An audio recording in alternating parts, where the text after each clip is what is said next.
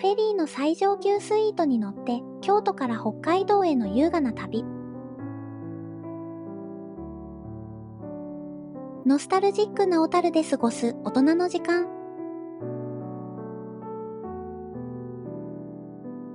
さあ、美しい旅へ出かけましょう。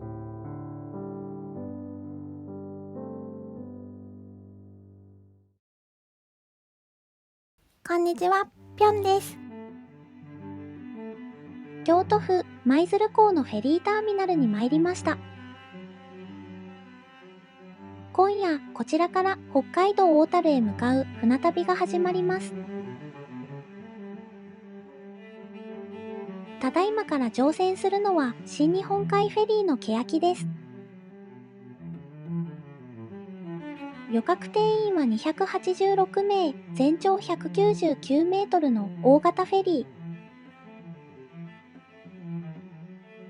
優美な外観はまるで海に浮かぶ動くホテルです。23時50分に舞鶴港を出港し、翌日20時45分に小樽港に到着します。待合場所でゆったり過ごしていると、あっという間に乗船の時刻になりました。ボーディングブリッジを渡り、船内へ足を踏み入れると、そこには酸素を吹き抜けの開放的なエントランスホールが広がっています。地上での喧騒を忘れさせてくれるような落ち着いた空間に、約21時間の船旅への期待がぐっと高まります。船内は京都、歴史をコンセプトにぬくもりを感じる上品なデザインで統一されています。今回滞在するお部屋は最上級客室のスイートです。料金はすべてこの動画の最後に発表いたしますので、お部屋とお食事、館内施設やサービスなどの内容からいくらか予想しながらご覧くださいませ。重厚な扉を開けた先に広がるのは、船の上とは思えないほどのゆとりあるプライベート空間です。リビングエリアとベッドルームが独立しており、大きな窓からは刻々と変わる海の表情を独り占めできます。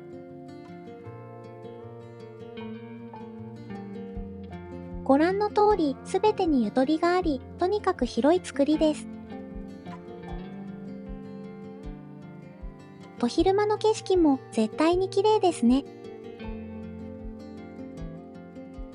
今夜はもう遅いですので、また明日詳しく客室内をご紹介させていただきたいと思います。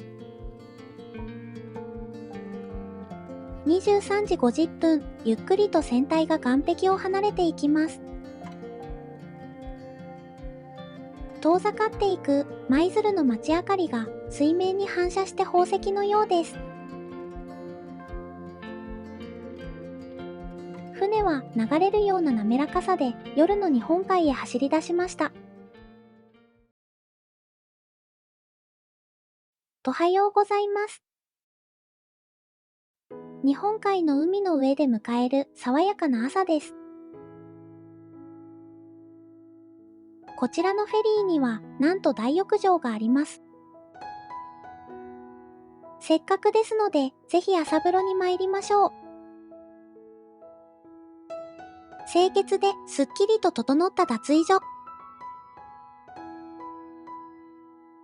大浴場は営業時間が決まっていますが、シャワールームのみは24時間利用可能です。大浴場の営業時間は、気体気航路の場合、乗船後25時までと、翌朝8時から。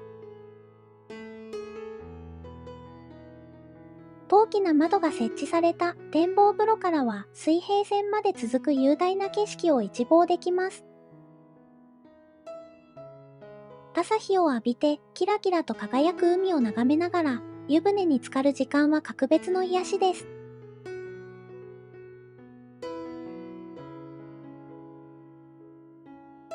サウナも併設されていますので、体も心もしっかりと整えて、最高のコンディションで旅をすることができます。もはや移動手段としての船ではなく、過ごすこと自体が目的となる豊かな空間です。サウナも大きな窓が開放的なオーシャンビュー。そして驚くことに露天風呂まで備わっています。露天風呂でほっと一息つきながら京都と北海道を移動できるなんて革命的です。あまりにも贅沢で至福の時間となりました。朝食のお時間です。朝の光が差し込むレストラン、グリル大江山で優雅な朝食をいただきます。こちらは新日本海フェリーならではの船内特別レストラン。一般レストランとは別の会場で洋上ならではの非日常的なお食事を楽しめます。スイートを利用の場合は、グリル大江山で朝昼晩3食のお食事が運賃に含まれています。他の客室をご利用の方も別途料金、事前予約でグリル大江山を利用することが可能です。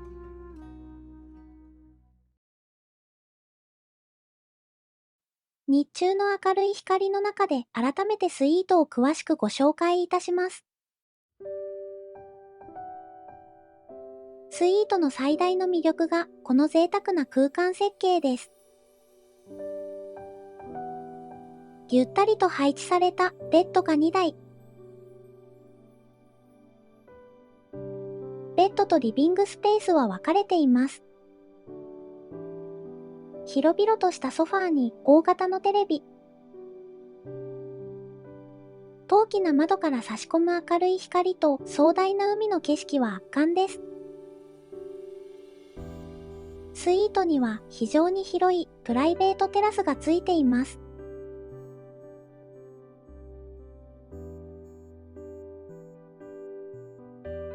飛行機や豪華列車にも特別な上級クラスが存在しますが、プライベートな空間の広さと滞在時間を考えると、この欅のスイートが最も素晴らしいコストパフォーマンスです。スイートは備品も豪華で、人気美容ブランド、リファのドライヤー、リファのコテとヘアアイロンまで用意してくださっています。冷蔵庫の中にミネラルウォーターが置かれていることもありがたかったです。コーヒーとお茶のセット、湯沸かしケトルも完備。最後にバスルームのご紹介です。清潔で気持ちの良い洗面所。そしてお風呂場は海を眺めながら入浴できるビューバス仕様になっています。これはもう海に浮かぶ高級ホテルです。先ほどお見せしたドライヤー、ヘアアイロンとコテにとどまらず、シャワーヘッドとシャンプー、コンディショナー、ボディーソープもすべてリファのもので揃えられています。髪の毛がサラサラになりました。お化粧室も綺麗で、すべてが快適な作りです。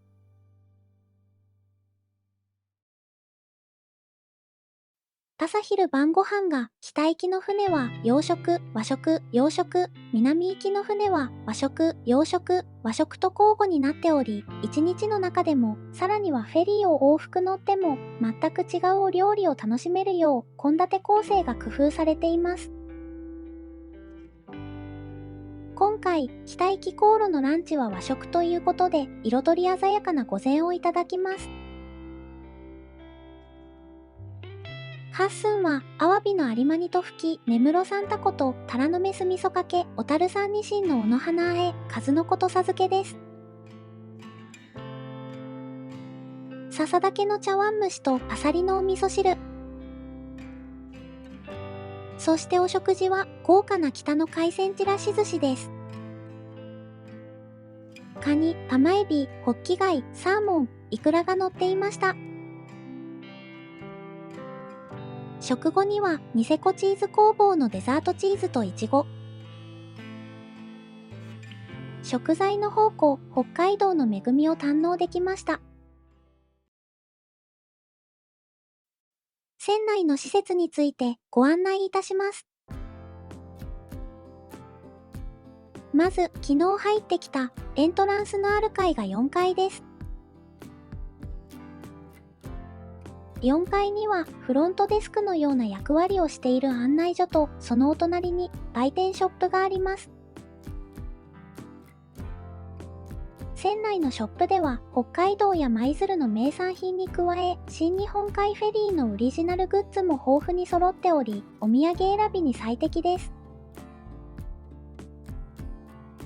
また、お酒やお菓子、カップラーメンなども豊富にありますし、衛生用品など、いざという時に必要なアイテムも置かれています。ショップとは別に自動販売機もあり、こちらにもジュースやお酒、カップラーメンが売られています。すぐお隣に熱湯の出てくる機械も設置されていますので、心配いりません。船内では au スターリンクフェリー Wi-Fi が用意されており、はるか沖にいても高速のインターネットにつながります。料金は24時間1500円で、au ユーザーは無料です。中央には酸素を吹き抜けの空間とシースルーのエレベーター。5階に上がってきました。窓側には海に面したカウンター席が設けられています。お子様連れの方に嬉しいキッズルームもあります。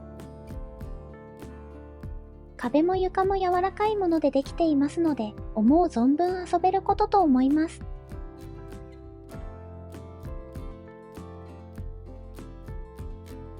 主店は予約なしで気軽に利用できるカジュアルなレストラン。定番料理から寄港地の名物グルメ、季節の旬の食材を使ったメニューも取り揃えています。進行方向の大海原を眺めながらゆったりと過ごせるフォワードサロン白龍。読書をしたり、旅の計画を練ったりと使い方は自由です。4階と5階部分が2層の吹き抜けになっています。4階のコンセプトは夜更け。5階のコンセプトは北前船。新日本海フェリーは現代の北前船として日本の物流と観光を支えています。6階に上がってきました。船内にはエンターテインメント施設も充実しています。スクリーンルームでは1日2回の映画上映と日本海の四季や気候地の魅力を詰め込んだイマーシブコンテンツを楽しむことができます。迫力ある映像と音響によってまるでその場所にいるかのような没入感を味わえ、旅の気分をさらに盛り上げてくれます。この壁3面のイマーシブコンテンツはプロジェクションマッピングを駆使した技術で作られており、日本国内のフェリーで初めて導入されました。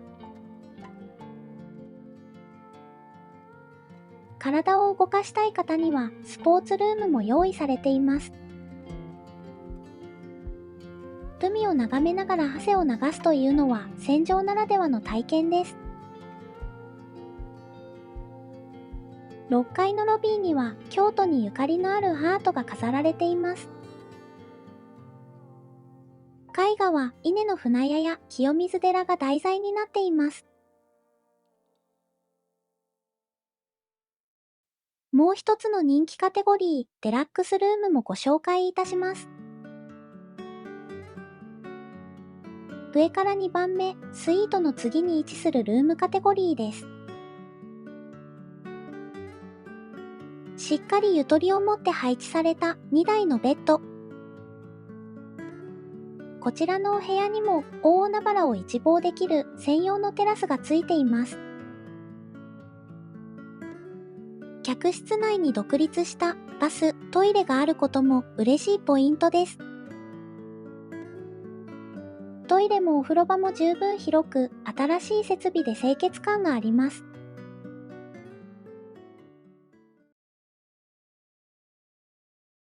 だんだんと日が暮れてきました。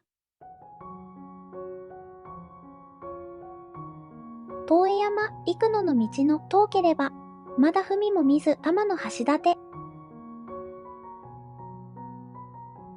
玄関の店名から始まり、壁に書かれている句の先には天の橋立の絵につながります。グリル大江山のお食事は、オーセントホテル小樽の総料理長監修。海の上でも本格的なお料理を堪能できます。はじめに北海道産男爵芋と明太子のピエモンテーズ風。コースは北海道の豊かな恵みがテーマで、一皿ごとに北の大地を鮮やかに感じられます。続いては冷製のアスパラガスと生ハム。スープは北海道産甘エビの濃厚なビスクです。アクセントにオレンジピールが入っていて良い香りがします。パンもオーセントホテル小樽のもので非常に美味しいです。お魚料理は北海道産サクラマスのソテー。春キャベツとともにベールソースでいただきます。メインディッシュは北海道産和牛のポワレです。添えてある山わさびとも相性抜群でした。デザートはいちごとチョコレートのムース、クリームチーズのジェラート。食後のお飲み物はコーヒーか紅茶から選べます。旅の情景をより深く贅沢なものにしてくれる至福の美食体験となりました。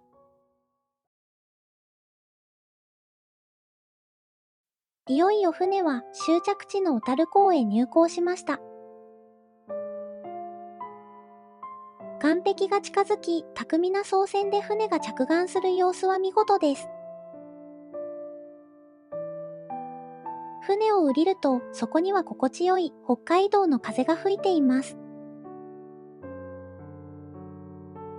素晴らしい航海をありがとうございました。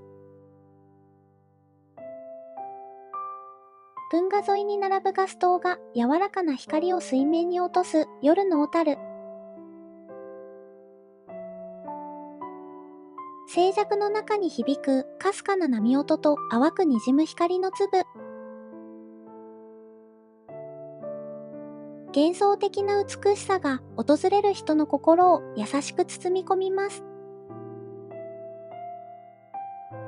小樽の街並みに溶け込むクラシックで重厚な外観が印象的なオーセントホテル小樽に到着しました。今夜からこちらのスイートルームで2泊お世話になります。一歩足を踏み入れると、ロビーには気品と温かみが漂っています。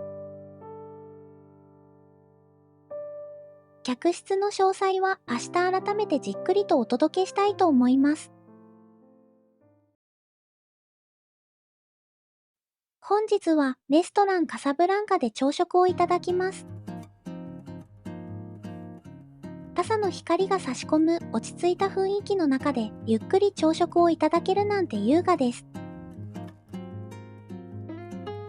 こちらはホテル最上階の11階に位置しており、窓からは小樽港を一望できるパノラマビューを楽しめます。と料理は洋食ブッフェ。北海道産の新鮮な魚介、お肉、お野菜、乳製品を中心にフレンチシェフの技を生かした多種多様なお料理が並んでいます。窓一面に広がる小樽の街並みと港の景色。ゆったりと流れる時間の中で味わう朝食は、一日の始まりを優雅に彩ってくれます。まずは余市のトマトジュースと赤井川牛乳で乾杯。レベルが高い北海道の牛乳の中でも特に評価が高い山中牧場のものです。フレンチの技法でスモークにされた海鮮は人気のメニュー。このサバのスモークがとても美味しかったです。じっくり柔らかく煮込まれたビーフシチューはオーセントホテル小樽を代表する名物料理。半熟のゆで卵はエッグハンマーで殻を割り、スプーンですくっていただくフランス式です。名物といえば忘れてはならないのがホテル内のベーカリーオンディーヌで焼きたての自家製パン。ベーカリーで大人気のクロワッサンもカサブランカの朝食でいただくことができます。北海道の持つ素材の素晴らしさをフレンチのメソッドで昇華させた、ここでしか食べられない特別なお料理の数々です。このエゾ鹿のブイヨン煮は私が今までにいただいたことのある鹿の中で一番柔らかく美味しくて感激しました。いつか長期滞在して全部のお料理を制覇したいです。しかもレストランは2カ所あり、こちらの他に和食も用意されています。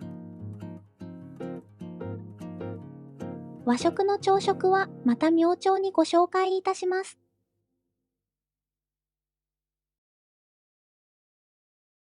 小樽運河から続く歴史的建造物が立ち並ぶ日銀通り。ノスタルジックな街並みの中にオーセントホテル小樽は佇んでいます。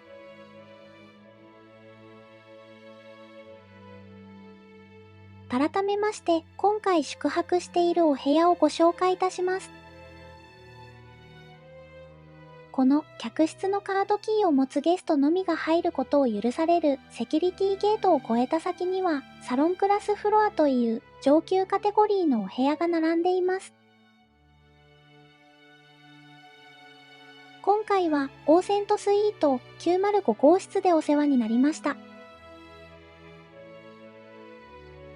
扉を開けるとそこには洗練された美しさとぬくもりがあり、第一印象でほっとくつろげる空間だと感じました。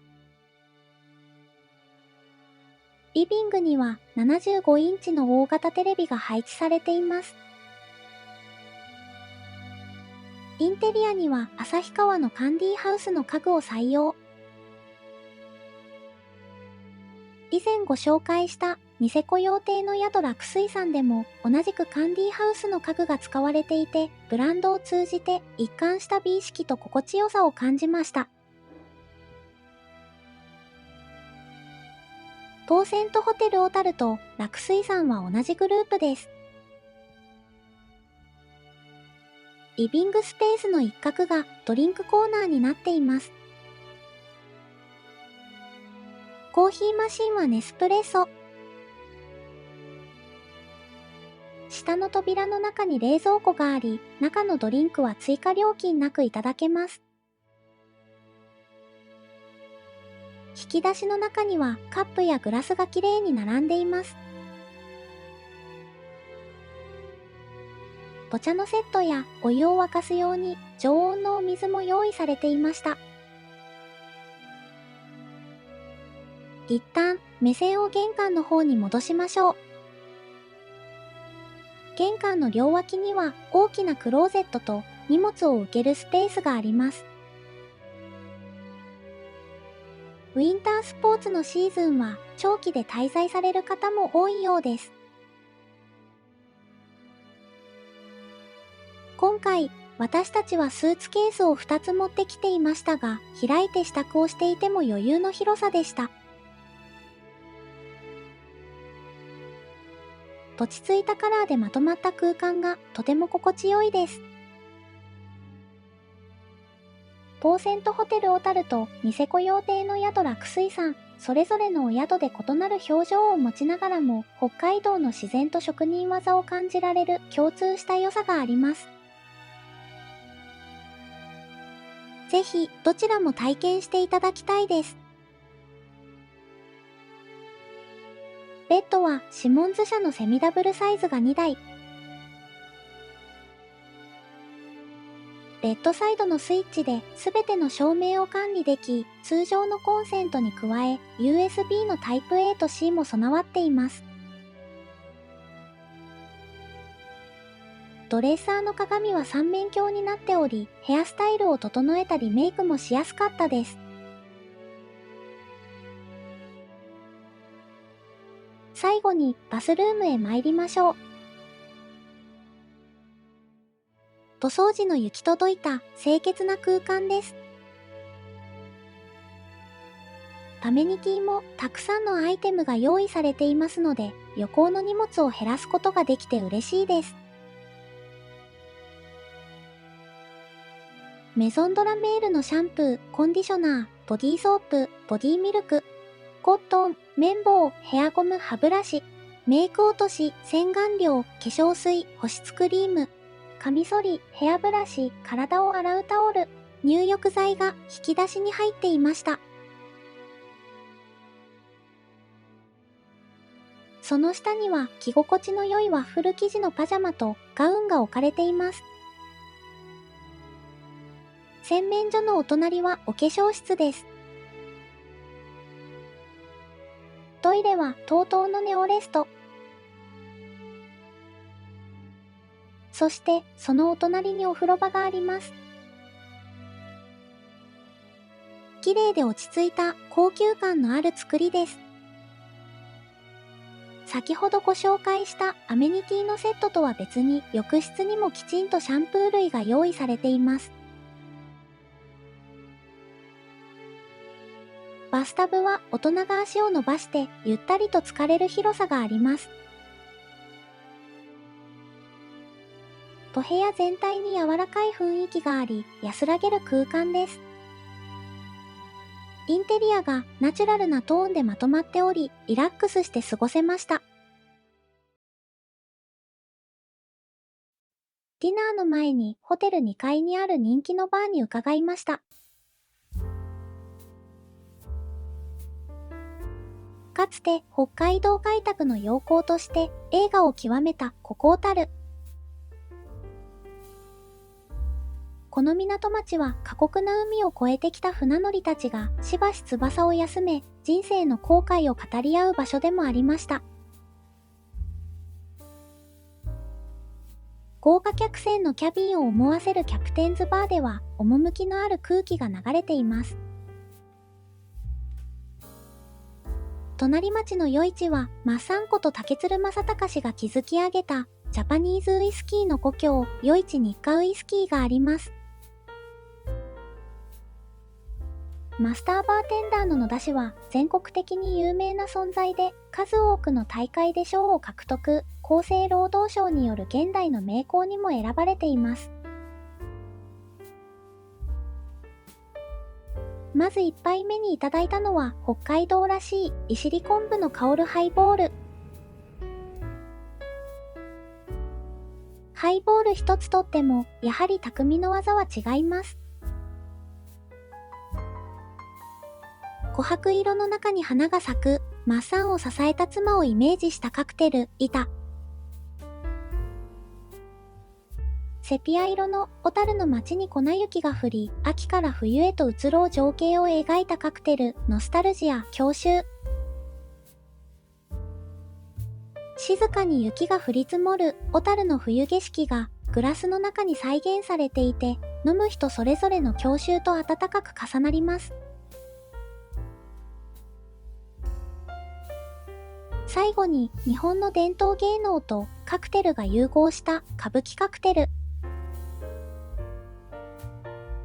日本一の技術で生み出される数々のカクテルを目の前で作っていただけるなんて贅沢なひとときでした。北海道の豊かな山海の幸をシェフの鮮やかな手さばきとともに堪能する。そんな贅沢を叶えてくれるのが鉄板焼き海王です。今回は北の味覚の王様を冠したタラバガニコースを北海道産ワインのペアリングとともにいただきます。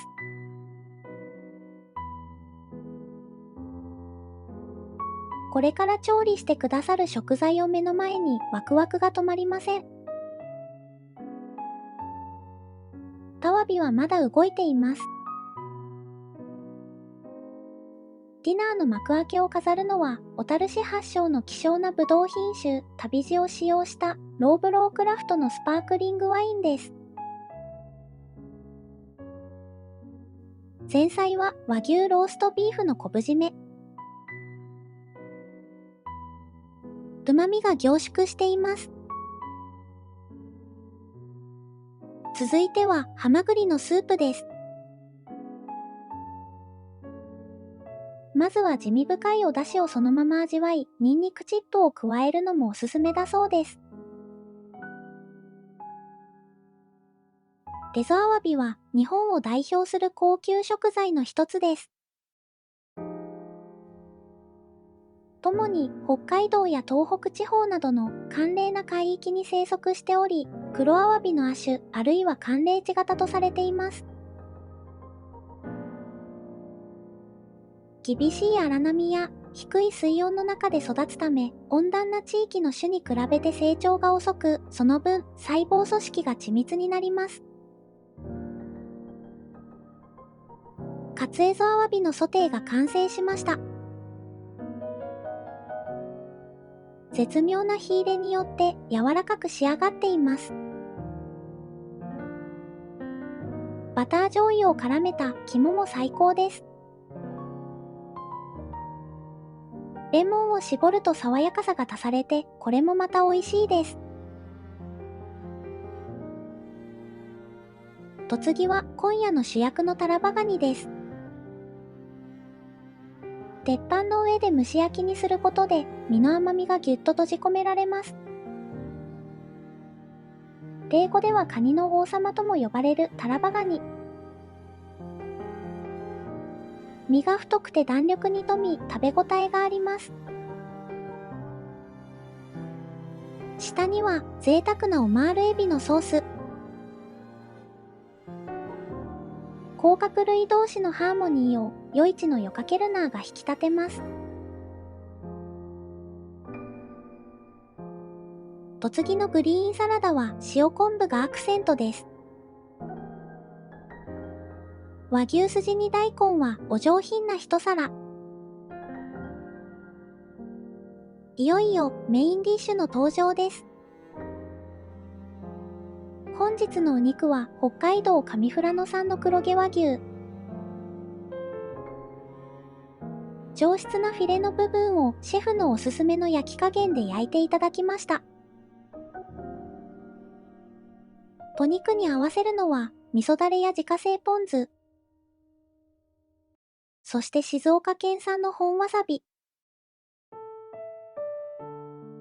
ワインはドメーヌ高彦のロゼコムルージュ。世界中のワイン愛好家が推薦する入手困難な超レアワインです。お食事の締めくくりは鉄板焼きの醍醐味であるガーリックライス。海王のスタイルは卵を加えてまろやかに仕上げるのが特徴です。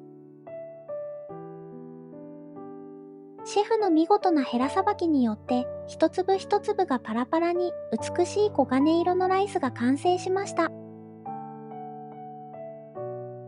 と味噌汁とこうのものまで美味しいです。最後のデザートはリンゴのキャラメリゼ。こちらも鉄板で作ってくださいます。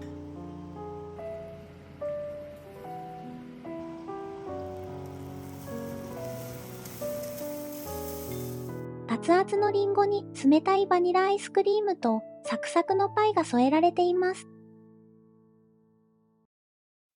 最高のディナーでした。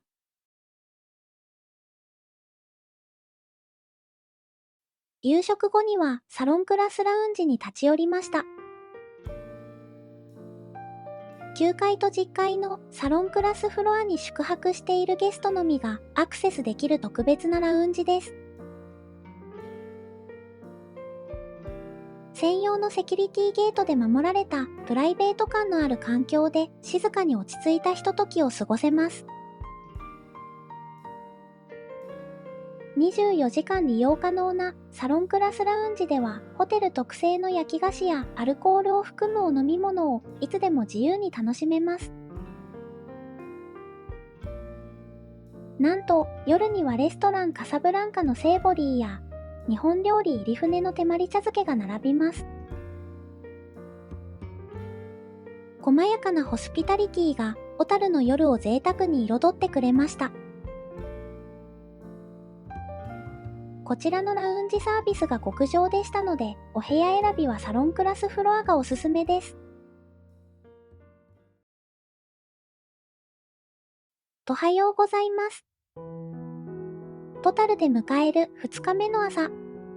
本日は日本料理の入船で和食膳をいただきます。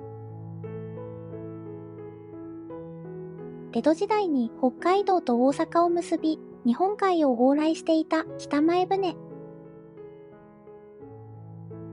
多くの食材が運ばれ、中でも北海道産の昆布は日本料理における出汁文化を大いに発展させました。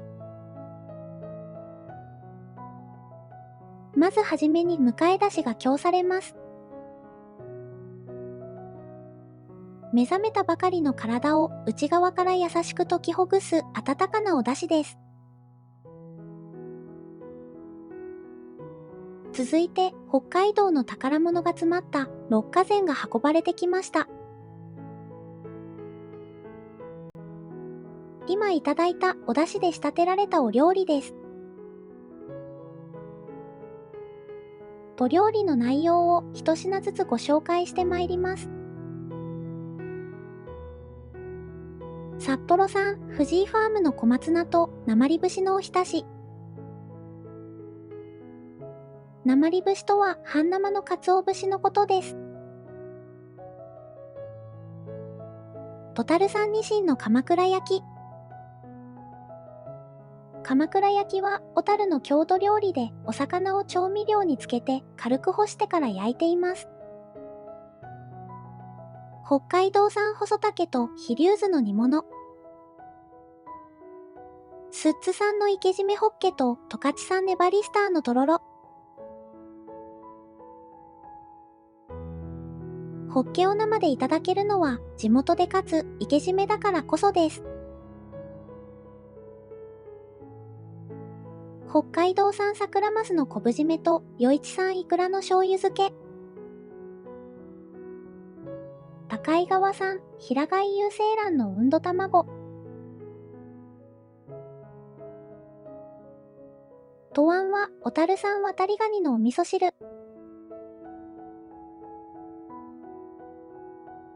ご飯は南越産中山農場の七つ星。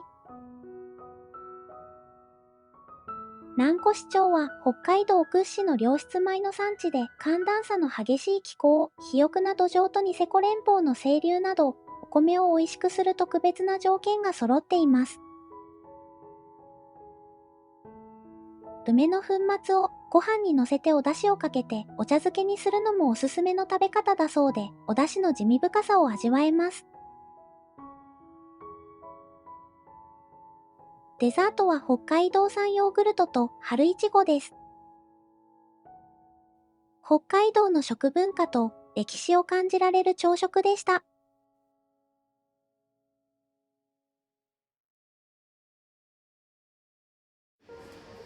チェックアウトのお時間となりました。ロビーに響くピアノの音色。ロビーでは不定期でピアノの生演奏があり、優雅なひとときを演出します。随所に心遣いを感じる素晴らしい滞在を象徴するような幸福感に包まれる締めくくりとなりました。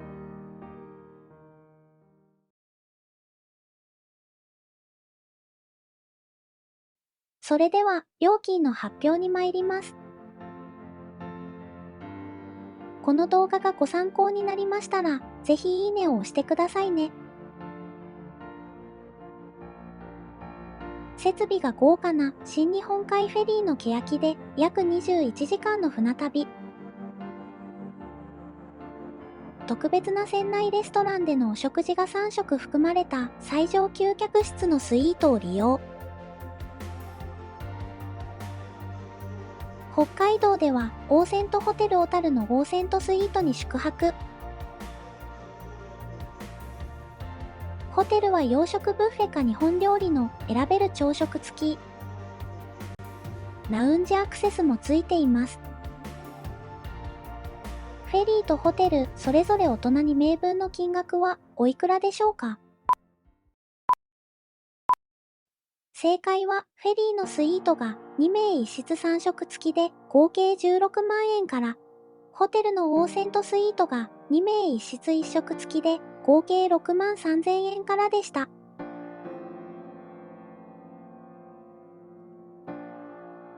フェリーは豪華列車や飛行機の上級クラスと比較して圧倒的にコストパフォーマンスが高く素晴らしいです。ちなみに、フェリーの上から2番目の客室、デラックスはお食事なしで2名1室の合計金額が6万9200円からでした。ホテルもびっくりするほどレベルが高くて、接客もお料理も完璧。自信を持って皆様におすすめいたします。ニセコ用邸の宿楽水産の宿泊動画は、この動画の終了画面のリンクに貼っておきますので、ぜひもう一本ご覧になっていってくださいね。こちらも私が大好きなお宿です。ご質問、ご感想などお気軽にコメントをお寄せくださいませ。それではまた次回の動画でお会いしましょう。最後までご覧いただきましてありがとうございました。